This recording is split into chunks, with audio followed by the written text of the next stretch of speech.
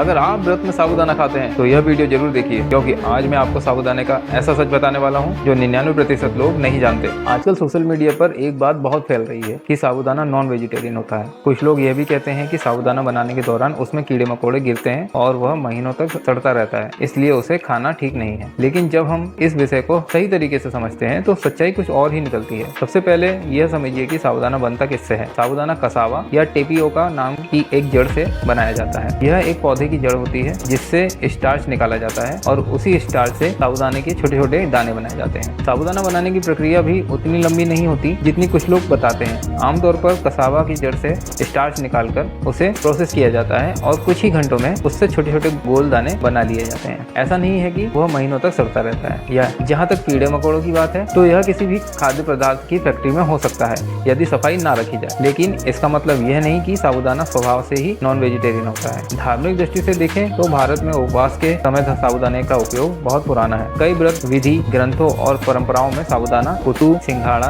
और सामक जैसे आहारों को उपवास में स्वीकार किया गया है। विशेष रूप से धर्म सिंधु और निर्णय सिंधु जैसे व्रत विधि ग्रंथों में उपवास के समय फलाहार और कंदमूल आधारित आहार लेने की परंपरा बताई गई है, जिनमें आज के समय में साबूदाना भी शामिल किया जाता है। इसी कारण से नवरात्रि, एकादशी और अन्य व्रतों में साबूदाना खिचड़ी, साबूदाना खीर और बड़ा जैसे व्यंजन खाए जाते हैं। पोषण की दृष्टि से भी साबूदाना शरीर को त्वरित ऊर्जा देने वाला आहार है। किसी व्यक्ति को कमजोरी हो, पाचन कमजोर हो या IBS जैसी समस्या हो तो हल्के आहार के रूप में भी इसे लिया जा सकता है। इसलिए यह कहना कि साबूदाना नॉन वेजिटेरियन है पूरी तरह से सही नहीं है। वास्तव में यह एक पौधे से प्राप्त शुद्ध शाकाहारी आहार है और भारतीय परंपरा में इसे व्रत उपवास में लेने की परंपरा बहुत ही पुरानी है। धन्यवाद।